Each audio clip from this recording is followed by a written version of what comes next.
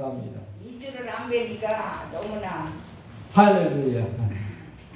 제가 솔직하게 얘기할게요. 저는 2주 동안에 여러분 앞에 이렇게 오전 9시에 움직여서 나와서 예배 인도 안 하니까 좋더라고요. 나타나겠죠, 이만하면? 목사가 예배 인도 안 하는 게 편하다?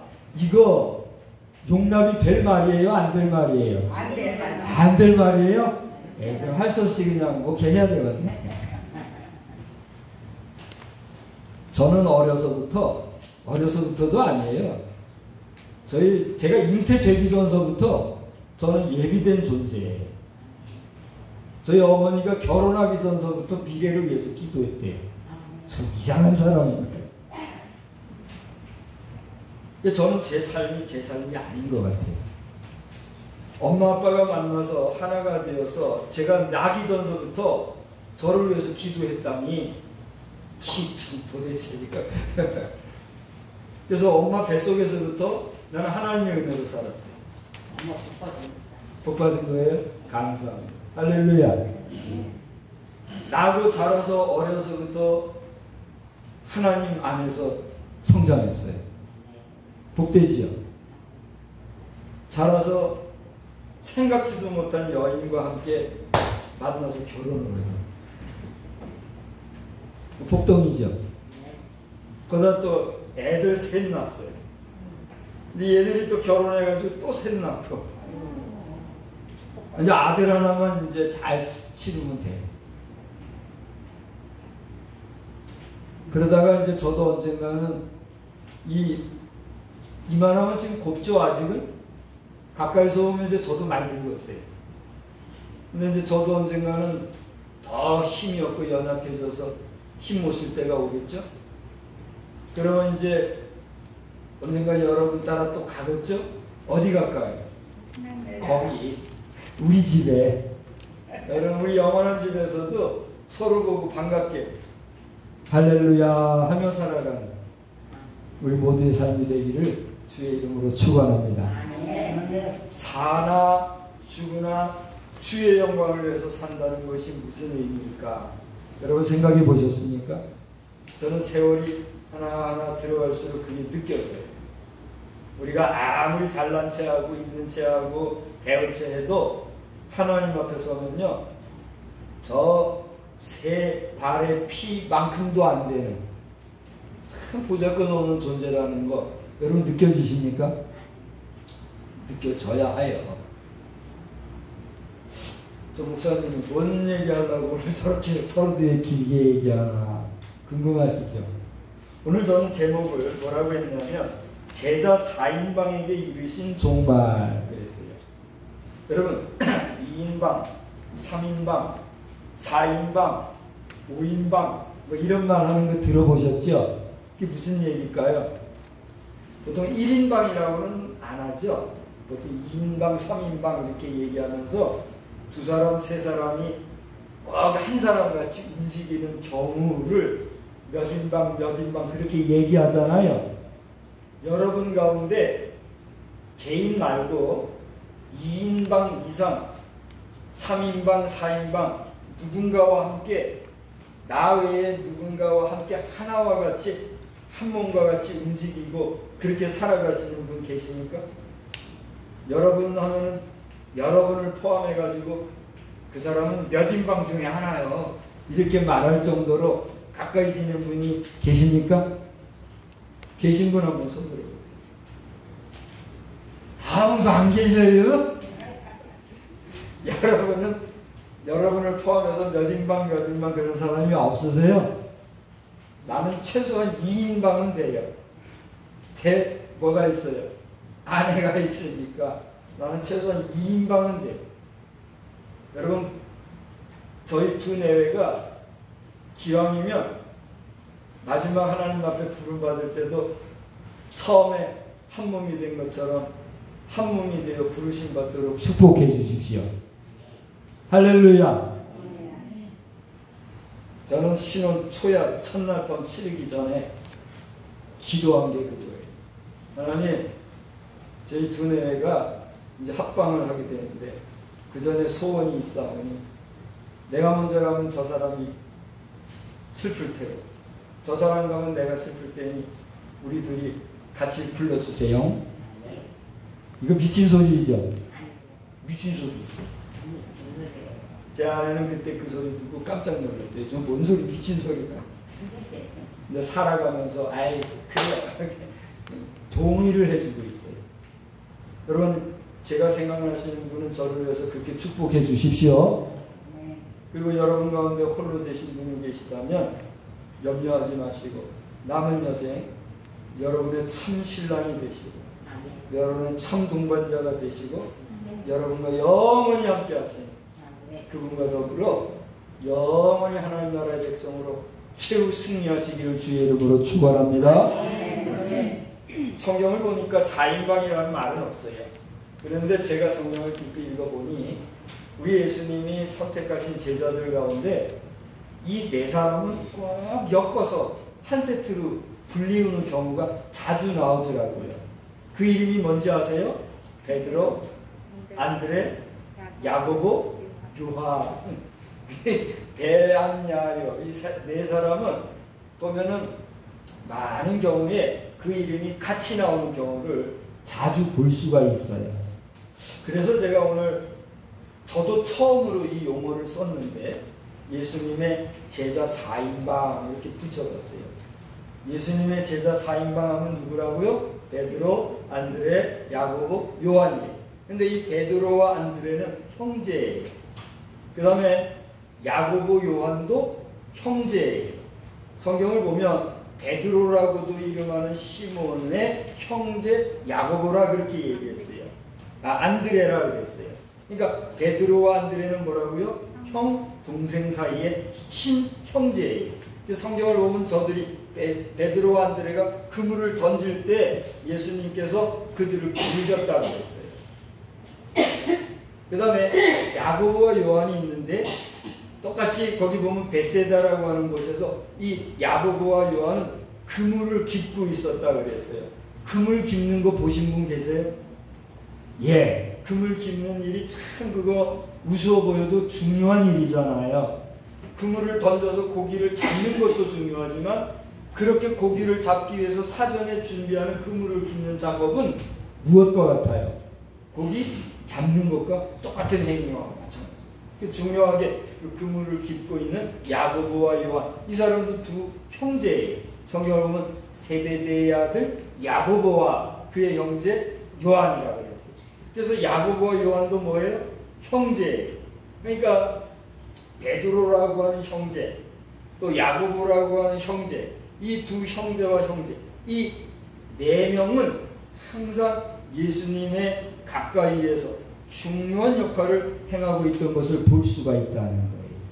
그래서 저는 오늘 그 가운데서도 안드레라고 하는 사람에 대해서 좀 집중적으로 오늘 말씀을 전하려고 했는데, 특별히 안드레라고 하는 한 사람만 제가 지칭해서 말씀드리기보다는 안드레 하면 떠오르는 이 4인방을 함께 생각하면서, 오늘 성경에서도 보니까 감람산에서 성전을 마주대어 앉으셨을 때에 이 4인방이 예수님께 조용히 여쭤본 그 내용이 오늘 본문의 내용이에요.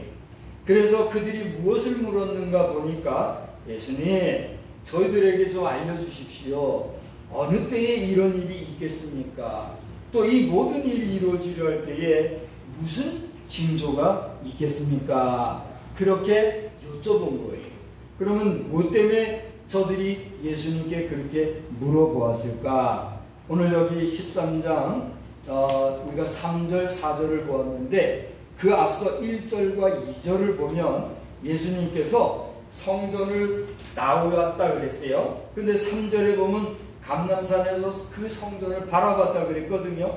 그러니까 얼마 전에 계셨던 그 성전을 나와서 저 높은 산에서 그 성전을 내려보고 이렇게 앉아 계실 때에 물어봤다는 거예요. 그러면 이 성전에서 예수님이 무슨 얘기를 했을까? 그리고 그 성전을 나오면서 무슨 얘기를 했을까? 거기에 보니까 예수님이 뭐라고 얘기했냐면, 이 화려한 성전이 2절을 보니까 돌 하나도 돌 위에 남지 않고 다 무너뜨려질 것이다 그랬어요. 공든탑이 무너집니까? 안 무너집니까? 우리 속담에 공든탑이 무너지랴 하는 말이 있잖아요. 공든탑은 무너지는 법이 있어요, 없어요? 아무 말씀 못하는 거 보니까 무너진다는 얘기로구만요. 우리는 알고 있어요. 속담에 공든탑이 무너지랴라고 하는 말은 그만큼 정성을 들여서 우리가 온 힘, 온 마음, 온 뜻을 다해서 무슨 일이든 성취하자 그런 뜻이지, 그렇게 했다고 해서 그게 안 무너지는 법은 없는 거예요. 그게 인간사더라는 얘기예요. 그게 세상사라는 거예요. 그것이 인간이 하는 행동이라는 거예요. 그러므로 인간은 하나님 앞에서 볼 게 있어요, 없어요? 볼 게 없다는 것을 인정하고 사는 것이 뭐예요? 복이. 할렐루야. 복이 뭐가 복일까? 이제 곧 추석이 오는데, 추석이 되면은요, 뭐가 많은 게 복이에요? 아, 솔직히 좀 얘기해봐요. 추석에 뭐가 많은 게 복이에요? 주머니가 두둑한 게 복이지 뭐가 복이에요? 그래요, 안 그래요? 추석이 되면 여기저기서 선물도 많이 갖다 주고 주머니에 들어오는 것도 많고 씀씀이도 풍성하고 여유있게 넉넉하게 쓰고, 아, 그렇게 부유하게 풍족하게 풍요하게 살면 그게 복이지 뭐가 복이겠어요? 그래요, 안 그래요? 그거 부정할 수 있어요, 없어요? 그거 부정하면 그 사람은 첫날 만날 가요 복을 받아요, 못 받아요? 못 받는 거예요. 그러니까 물질적으로도 경제적으로도 넉넉하고 풍성한 게 복이라고 하는 말이 틀려요. 맞아요. 맞아요. 그런데 교회에서 하나님 말씀이라고 해가지고 맨날 가난하게만 살고 그냥 거지같이 살고 그냥 그럴 것도 복이다, 그렇게 얘기하면 그거 돼요, 안 돼요? 안 돼요. 그거 안 되는 거예요. 그렇다고 부하시오 부자가 되시오 라고만 떠들어대도 돼요, 안 돼요? 안 되는 거예요. 그래서 하나님께서는 때를 따라 경우에 필요한 대로 우리에게 있어야 할 때에 주시고 있어야 할 곳에 거하게 하시고 필요를 따라 우리에게 넉넉히 이미 주셨다는 사실입니다. 할렐루야. 그러므로 많아도 감사, 적어도 감사, 많으나 적으나 풍요하나 부족하나 범사에 감사하고 늘 깨어 기도하고 항상 하나님 앞에 기쁨과 만족함으로 살아가는 자가 어떤 자예요? 참 복된 자인 줄 믿으시기 바랍니다. 추석에 여러분 집에도 못 가고 여기 그냥 환복 입고 그냥 매여가지고 이거 뭐라고, 뭐 이번 추석에는 음식이 뭐가 나올지 모르겠네요. 뭐가 나올지 몰라도 뭐 이만 몇 가지 대도 안 하는 반찬 가지고 그거 따지면 여러분 복이에요, 복이 아니에요? 에이, 뭐 복이에요. 그런데 그것조차도 못해가지고 지금도 괴로움 속에서 너덜너덜하게 길거리에서 떨어지고 주워먹고 사는 생각하면 여러분은 어떤 분들이에요? 복도 그런 복이 없어요. 그래서 이번 추석에도 여러분 좋은 일 많이 생기고 좀 모든 부분에서 다들 죽겠다 어렵겠다. 아니 근데요, 제가요 어려서부터요, 아 이만하면 살만하다, 이만하면 풍요하다, 이만하면 아예 감사하다, 만족할 줄 알고 사는 사람이 이렇게 많지 않더라고요. 저도 한 60년 지금 살고 있습니다만 60년 사는 동안에 가만 보니까 60년 전하고 지금 하고 생활하는 거 보면요, 임금님이 부러워요, 안 부러워요? 임금님이 안 부러울 정도로 우리 지금 살고 있어요. 근데도 감사할 줄 모르고 사는 이거 사람이에요, 사람이 아니에요? 이 사람이 아니에요. 마귀의 자식. 여러분 하나님의 자녀의 백성으로서 감사하고 내가 오늘 존재하는 우리 다 같이 한번 따라합시다. 내가 오늘 여기에 있음이 감사하고 감사합니다. 오늘 여기에 여러분이 존재하여 살아 호흡하고 숨쉬는 가운데 여호와 하나님 앞에 예배하는 예배자로 존재한 그 자체에 감사할 수 있는 그런 저와 여러분 되시기를 주님의 이름으로 축원합니다. 축원합니다. 제가 왜 또 다른 얘기로 갔느냐 하면 공든탑은 무너지는 법이 없다고 사람들은 말하지만 그 돌도 쌓은 탑도 무너진다. 근데 예수님께서는 그 당시에 수십 년 동안 엄청난 공을 들여서 쌓았던 그 당시로서는 참 화려했던 성전이 무너지는데 돌 하나도 돌 위에 얹어지지 않을 정도로 다 무너진다. 여러분, 돌 위에 돌이 놓인다는 건 무슨 얘기예요? 이게 무너지고 하면 넘어질 때 또 엎혀져서 겹쳐져 있게 될 수 있다 이거잖아요. 근데 그런 법도 없이 쫙 쉽게 말하면 콩가루가 된다 이거예요. 완전 소멸된다 이거예요. 풍비박산 난다 이거예요. 그럴 때가 올 것이다 그런 얘기죠. 자, 이 이야기를 누가 들었어요? 제자들이 들었어요. 그런데 그 가운데 이 4인방 베드로, 안드레야고 요한은 그게 특별히 신경이 쓰였던가 봐요. 그래서 멀리서 그 성전을 내다보고 앉아있는 예수님께 와서 여쭤본 거예요. 예수님, 언제 이런 일이 생기고 그때 이런 일이 생길 때 징조가 뭡니까? 여쭤본 거예요. 여러분, 우리가 살아가는 이 시대가 예수님이 말씀하신 것처럼 돌 하나도 돌 위에 얹혀지지 않을 정도로 박살이 나는 그런 최후의 종말이 올 것이다 라고 예수님이 말씀하셨다면 우리는 그 말씀을 들었을 때에 어떻게 살아가야 될까요? 그냥 그대로 될 걸로 알고 그냥 운명적으로 그날이 올 것만 바라보고 여전히 그냥 욕심 부리고 내 배 채우는 일에 바쁘고 다른 사람 뭐 잘 되거나 말거나 그냥 자기 좋은 대로만 생각하고 살고 그래야 되겠습니까? 어떻게 해야 되겠습니까? 오늘 예수님이 이 4인방이 물어본 데 대해서 말씀하신 얘기가 뭐냐 하면 그때의 징조가 뭘까? 5절을 보니까 사람의 미혹이 관용할 거다. 사람 미혹을 받지 마라. 그런 얘기 있어요. 미혹이라는 말이 무슨 말입니까? 미혹이라는 말은 같은 유혹을 해도 아름답게 포장된 유혹, 그게 미혹이에요. 자, 저를 한번 보십시오. 제가 오늘 어떤 신분으로 여기에 서 있습니까? 목사로 서 있어요. 여러분은 어떤 신분으로 여기 앉아 계십니까? 성도로 여기 앉아 계세요. 그죠? 물론 저도 성도예요. 여러분이나 저도 우리 모두는 하나님 앞에서 같은 성도이지만 오늘 저는 같은 성도들 가운데서도 어떤 역할을 감당하는 성도로 여기에 있어요. 하나님의 말씀을 전하는 사람으로 여기에 있어요. 그렇기 때문에 오늘 제가 전하는 말씀은 여러분이 대할 때에 어떻게 받아들이는 거예요? 사람의 말로 받아들여요? 하나님의 말씀으로 받아들여요? 하나님의 말씀으로 받아들이고 있습니까? 이게 뭐요? 이게 뭐요? 여러분이 보실 때는 아들과 같은 사람이에요. 여러분이 보실 때는 동생과 같은 사람이에요. 그런 여러분보다도 연하자인 제가 지금 말하고 있는데 이게 사람의 말이 아니라 하나님의 말이라고요? 이게 말이요, 막걸리요.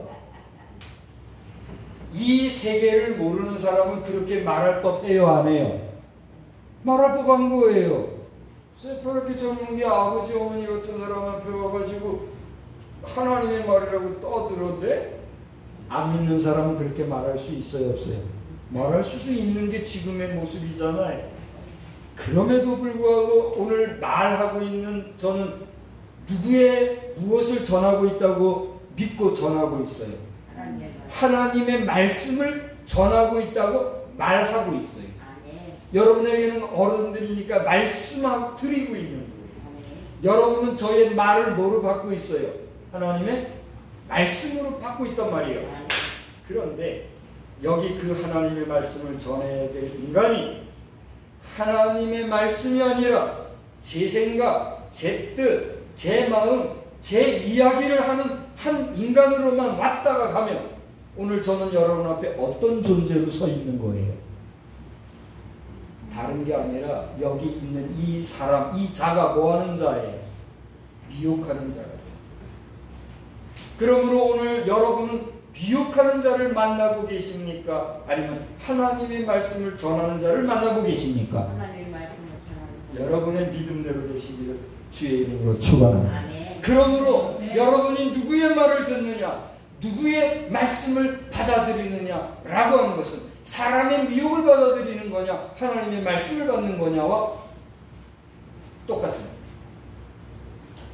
그러므로 오늘 저는 미혹하는 사람의 말 던지고 가는 인간 찌끄러기가 아니라 하나님의 말씀을 전하고 가는 하나님의 사람으로서의 역할을 감당하고 가기를 주의 이름으로 소망합니다. 아멘. 여러분들도 그러한 하나님의 종을 제대로 만나고 돌아가셔서 아멘. 여러분의 신령이 더욱더 풍성하고 하나님의 뜻을 온전히 알고 깨달아 행하는 마지막 여성의 주인공이 되시기를 주의 이름으로 축원합니다. 아멘. 미혹하는 자가 올 것이다. 그 다음에 난리와 난리 소문이 들릴 것이다. 그 다음 뭐예요? 민족이 민족을, 나라가 나라를 대적하고 곳곳에 지진과 기근이 있을 것이다. 여러분 이 말씀이 쓰여진 게 언제죠? 거의 2000년 전이에요. 예수님이 2000년 전에 마지막 되어질 시대가 있는 이런 징조가 나타날 거다 그랬단 얘기예요. 그런데요, 참 신기한 것은 그 이후로 지금까지 2000년을 지내오면서 이 지구상에는요, 이런 일들이 있었을까요? 없었을까요? 여러분 대답해 보세요. 있었던 걸로 알고 계세요? 없었던 걸로 알고 계세요? 있었잖아요. 지금도 곳곳에 이런 일이 생기고 있잖아요. 멀리 갈 것도 없습니다. 저 중국, 일본 말할 것도 없습니다. 얼마 전 우리 북한에만 해도, 북한 땅에만 해도 지금 엄청난 일들이 벌어졌대잖아요. 아세요? 모르세요? 아시지만 잘 모르시죠? 저도 그래요. 저도 들어서 알지만 잘 몰라요. 실감나게 잘 몰라요. 그런데요, 북한에서 제대로 알려주지도 않는 그 소식을 저 높은 수십 킬로 상공에 있는 우주정거장에서 찍은 사진, 영상을 보면 기가 막히게. 제가 지금 일본이나 중국이나 우리 주변 국가들에서 당한 여러 가지 어려운 일을 얘기하는 게 아닙니다. 지금 차 몰고 가면 한 200-300km 멀리는 그렇게 달려가면은 지금 밥 먹고 가면은 저녁 먹을 그거만 가면 지금 엄청난 고통과 환란이 일어났다니까요. 그런 시대를 우리가 살고 있다 이거예요. 그러면 이제 주님의 때가 다 된 것이냐? 오늘 주님이 뭐라고 그랬어요? 이런 엄청난 일이 일어나야겠지만 이것은 끝이 아니다. 이제 재난의 뭐다? 시작이다. 이렇게 얘기했어요. 그렇게 얘기한 게 2000년이에요 지금. 그러니 우리 주님이 언제 오실 것인지, 앞으로 그때가 어느 정도 가까웠는지 우리는 다 알지 못하지만 그때에 우리 주님이 하신 말씀이 무엇인가? 9절을 보니까 뭐라 했어요? 너희는 스스로 조심하라. 따라서 합시다. 너희는 스스로 조심하라. 너희는 누굽니까? 여기서 예수님이 너희는이라고 말씀하신 게 누구예요? 저예요. 여러분이. 우리예요. 우리는 어떻게 하라고요? 스스로가 뭐예요? 남이 도와줘서 되는 게 아니에요. 누가? 내 스스로가 어떻게 알아? 조심하라. 조심하는 게 뭐예요? 마음을 잡으라. 내가 내 힘을 다해서, 내 의지를 다해서, 내 뜻과 정성을 다해서 마음을 붙잡고 삼가하는 하나님의 구원의 날, 구원의 때, 구원의 은혜를 바라고 사모해야 된다는 것이 할렐루야. 여러분 이것은요. 지금 벌써 시간이 다 돼서 이제 그만 마쳐야 돼요. 이것은요. 간단한 얘기가 아닙니다. 저나 여러분이나 우리는 모두가 똑같아요. 저도 누군가의 도움을 받아야 돼요. 여러분도 누군가의 도움을 받아야 돼요. 우리는 누구든지 간에 누군가 다른 사람들의 도움을 받고 살아야 돼요. 그래요, 안 그래요? 이 세상에 나 혼자 존재할 수 있어요, 없어요? 안 돼요. 그럼에도 불구하고 하나님과 나와의 관계에 있어서 내가 하나님 앞에 올바로 설 수 있는 것은 누구만 할 수 있는 거예요? 여러분 대답해 보세요. 하나님 앞에서 올바로 설 수 있는 건 누구만 할 수 있어요? 나만 할 수 있는 거예요. 이번 한 주간 살아가시면서 여러분 이 세상의 여러 가지 혼란과 재난과 미혹하는 소리, 별별 세상의 소리가 많이 들린다 할지라도 거기에 넘어져서 거기에 마음이 쓰여서 흔들리고 마음의 요동함을 가져서 괴로움을 당하지 말고 그 어떤 경우에도 요동함 없이 그 누가 뭐라 한들 하나님이 주시는 내적 평강과 흔들리지 아니하는 은혜 가운데 한 주간 승리하시기를 우리 주님의 이름으로 축원합니다. 축원합니다. 좋으신 하나님 은혜를